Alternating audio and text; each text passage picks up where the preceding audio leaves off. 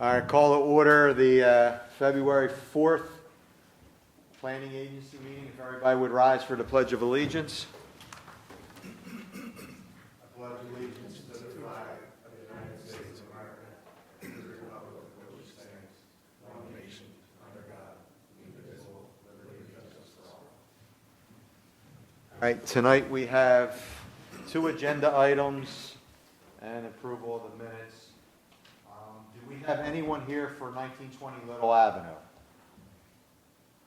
All right, at this point, we're going to recircle to that later. We'll go with 1175 Conshohocken Road. I ask everybody, when you speak, please make sure you turn on your microphone. If somebody comes up for the representing the applicant, if they want to turn the microphone on when they speak, please. Okay. Most of those are actually always on, so. Oh. Yeah, you don't have to. Please just announce yourself. Okay. Yep. Good evening. My name is Kevin Marmis. I'm with Benish, representing the county. With me is Stephen Sinclair with the county, and John Reed and Robert Carbolano. And we had submitted land development plans like a month ago for the proposed live fire building, new live fire building, to replace the existing live fire building that's there, which would be an upgrade from the existing one. The existing one's been there for 40 years, which it's beyond its life. The new one would be compliant with current guidelines for live fire training, and the existing building is not going to be demolished. It's going to be repurposed for other training purposes on the site. With the land development plans we submitted, we provided stormwater management facilities for any additional impervious area. I think the proposed new additional impervious is close to a 1/4 acre, but with some of the proposed facilities remaining on existing impervious that's on the site, there'll be a recovery pavilion, roughly 770 square feet, to accommodate the training facilities after they're completed for debriefing and recovery. But other than that, it's a pretty straightforward project. And we received a review letter from the township engineer, and I had a couple comments, nothing too concerning. I could go through the comments if you want to, or open it up to any questions, I guess. I don't mind going over the comments because I don't think we have a copy of them. Yeah, Oh. They just came in today, so. Okay. Just high level if you won't, Sure. wouldn't mind. Yeah. First 2 are plan related. One's for the township engineer's signature block, revision to the wording on that. That's not a problem. The second one is to provide a right-of-way dimension on the plan for Conshohocken Road. That's not a problem either. The third comment, the engineer is requesting that the proposed site plan be revised to indicate ingress and egress for vehicles from Conshohocken Road. That one, I could do that. I would just need to reduce the scale of the plan to show a little bigger area. Yeah, I'm sorry. Jump in there. Yeah, what I meant by that comment was the plan is a little deficient on what the dimensions are of the access. There's not a width, length, there's no radius. So if you could, provide that type of information there. Sure, like on, are you able to turn the page, Joel? Yeah, I think on that one there, the existing condition plan, that's pretty much where you can see the entrance Yeah. off the road. So you're looking for dimensions on that?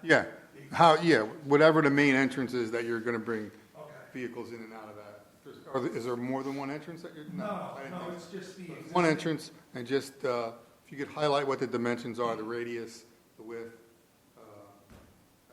Okay. And most vehicles probably come from Academy Drive, from the east, not off of Conshohocken Road? Is that? Most of them come off Concho. They're coming off Conshohocken? Okay. So I could dimension the existing entrance and show where that is. The erosion, comment number 4, the erosion control plan revised to indicate stabilization of disturbed steep slope areas. I do specify on there to do the erosion control blanket. I saw the blanket detail on the plan, it didn't say, Yeah. I didn't if you see go where it down was. to, I believe it would be, yeah, and it's the shading. I mean, I could depict it a little differently if that would be. You said the erosion control? Yeah, I think it's 2 more sheets. Yeah, right there. It's that darker shading color. Okay, so that's around the basin, right, or the Yeah, around the the basin. BMP. What about, And the propane tank. so you have a limit of disturbance that extends past the BMP. How is that area going to be stabilized? Yeah, that's not any proposed grading right there. I just included the limit of disturbance beyond the compost filter sock. Okay, To include that. So the compost filter sock, they'll just come and lay that down on the ground and stake that in. Okay. And about 4 or 5 feet upslope of that is where they'll start their disturbance, where I show the hatching for the blanket. okay. And then I have that called out in the legend as well. Yeah. And I think that leads into comment 5 as well, where you mentioned. that Yeah, there's a detail, but, on the okay. plan, but I could respond to those 2 comments, what we discussed.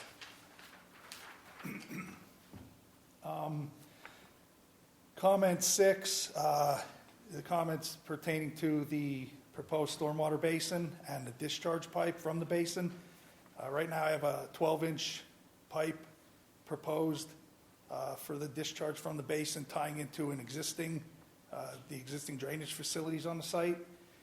The reason, and the comment goes on to explain that the 15-inch is minimum required pipe diameter for design standard in Plymouth Township. The reason I went with the 12-inch pipe is because the pipe that I'm tying into right there is also 12-inch. Ask for a waiver, please. Okay. Do I need to ask that now or just submit a The waiver request to the township. formal waiver request? Yeah. Okay. I mean, I could bump it up to 15. Well, no, it doesn't make any sense if you're tying into a 12. Right. Okay. You just have to ask for a waiver. All right. Comment 7 is pertaining to the asphalt pavement restoration detail, which I have on the last sheet, and it's kind of vague what I had on there. The engineer is requesting I specify super pave asphalt mixture, which I could do that. I'll update that detail for that. Comments 8 and 9 are pertaining to the concrete sidewalk and the depressed curb that's proposed around the edge of the proposed training facility. And the comments requesting that I specify in the details for those 2 items that the concrete be 4,000 PSI concrete for 28-day entrenchment, which that's not a problem either. I'll just specify that on the details as well. Comment 10 is pertaining to a trench detail and with paved surface. Currently, the detail indicates that the pipe shall have 6-inch undisturbed earth below it, and it should have stone bedding beneath the pipe, which I could update that detail to be a little bit more clear. The leader kind of isn't showing where it is going to, but I'll update that to show the stone bedding beneath the pipe a little better. I couldn't follow it. All I saw was undisturbed earth, and the pipe should have, Right. one bead stone underneath for better. Yep. I'll update that detail. And the last comment was comment 11. The plan should show how the 100-year storm will get to the proposed BMP. Currently, the conveyance system is based on a 10-year design. The way I have the BMP proposed, I'm collecting overland flow to it, and that's how everything's getting to the BMP. It's all overland, off the back of the impervious, the concrete. I don't know if you don't have the stormwater report. Not on here. Okay. I did print. copy of that out, but basically, I'm going to be managing, all the water from the entire site gets to the same point on the site. And It's to the BMP and then goes pipe to the existing storm sewer on the site? correct. It just drains overland and gets into the basin through overland flow, and then it's detained into the storm sewer. So there's no conveyance of stormwater in a pipe system, it's just overland flow to the BMP? To the BMP, correct. Now, I'm proposing one pipe along the access drive, just to kind of mitigate any gutter spread. But that's, it's really not needed, but I just put that in there to kind of improve that driveway going down. Where's that? I don't know if you have there's, go up to the middle, just to the left there, and down, there's one pipe, a 15-inch SLCP. Not that one, but the dash, the thicker dash line. Yes, no. See 15-inch SLCP? Yeah. Yes, where I'm pointing? Yeah, right there. I'm just gonna plop in two inlets. One inlet, proposed inlet's gonna be online with the existing drainage, and then go up to a second inlet up a little higher, and it's just gonna be one pipe tying into that. And that doesn't get to the That BMP? does not go to the BMP. Okay. But all the water from this entire site gets to the same point on the site. And that's why I just manage the overland flow instead of anything in that pipe. Everything that got to the basin, that's what I'm managing. It's all off of impervious cover. So that storm sewer that you're talking about is for the existing buildings that you're, Well, it's the drainage from the proposed, the backside of the proposed fire training facility. yeah, okay.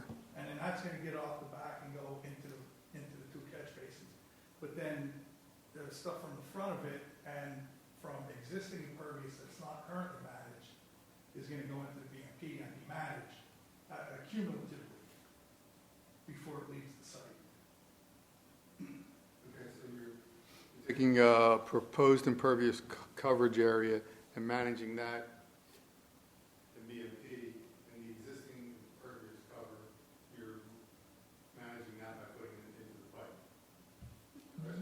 The existing impervious cover is going into the BMP. There's some proposed impervious cover going into BMP, but I'm combining that with existing and managing that all together. And then there's some proposed that's going into the drainage pipe. But cumulatively, it's not leaving the site until it's at one point. One point it leaves the site, but it's all gonna be managed to reduce peak flow rate leaving the site. I'll take a look at that. And our landscape consultant wasn't able to get the review done. Our landscape consultant wasn't able to get the review done in time, but he's still working on it, so Okay, you'll get a letter, separate letter from us with landscape comments on it, okay. all right? And that would pertain to the landscaping Yeah, in the grass areas? yeah. Okay. Any other questions? So it sounds like pretty much everything you'll comply with, except for potentially a waiver with the Right. All right. George, any questions? Let me start. Lonnie, anything further? Sorry, George? No questions at this time. Christine? One question, could you just at a high level explain what in terms of type and volume of usage the new building is versus the old building? So is there like significantly more training going on, anything like that? Sure. And I don't know if, they probably have a better idea of what the usage is gonna be. Thank you. I'm Rob Carvalho. I'm the Deputy Director of Fire Programs. My primary area of responsibility is the Fire Academy. Our current live fire training building, when we did the calculations for the new building, we probably do 40 live fire trainings a year. There'll be a combination of weekday, daytime, evenings, and on the weekends. So this building has about 8 different rooms within it that we can do live fires within, and they're split between a Class A fire where we're burning basically hay and pallets, wooden pallets, untreated materials, and now this building, which we don't currently have, will also have Class B fires which are fueled by propane. So they burn a lot cleaner. It's a little bit of future proofing. It's also more quickly repeatable. So when we have students going through, it takes a little bit more time to reset a Class A fire, whereas a Class B fire is like a controller in the instructor's hand. Does that answer your question? Yeah. Brian, anything? Questions? One question. The recovery pavilion, you don't currently have one now? Sorry to make you get back up. No worries. No, the closest thing we currently have to a recovery pavilion is the academic building. So the students would have to go back inside of the building where we have restroom facilities, locker rooms, and showers. This building, what we've seen is rehabilitation of firefighters is very important. So cooling them down after they've done a live fire training, hydrating them, everything like that. Having this out on the site right next to the building is important to us. Neighbor county, Chester County, has one that's substantially further away from their live fire training, and they find that their students come out the front door and just sit on the curb because they don't even want to walk that far. So this is why we're programming this recovery pavilion right in front of the building. I didn't see it on the previous, and I was thinking they're probably very grateful. Yes, Yeah. we're excited about it, yeah. And that's on existing impervious surface, so that's not adding to our current impervious. Not really a question or comment, looks great. Thank you. So you'll be running classes in both buildings now? Yeah, so this building will become our live fire training facility, and the existing building will be repurposed and used for search and rescue, can be used also for law enforcement training. So it'll be a clean building once we clean it up after, but we will no longer have live fire in it because it's no longer structurally capable of supporting that going into the future. Any questions from the township? No questions from the township, just still waiting on traffic and sewer review. Shouldn't be a big deal either. I'm going to throw this out there, know any answer, but any questions from the audience? Seeing none, I think this is a land development proposal, so I believe we're just recommending approval of the project at this time. So if we have any recommendations from the board? I'll make a recommendation to the board or council that we recommend this project for approval contingent upon granting the waiver and the remaining consultant review letters. Do we have a second? Second. All in favor, say aye.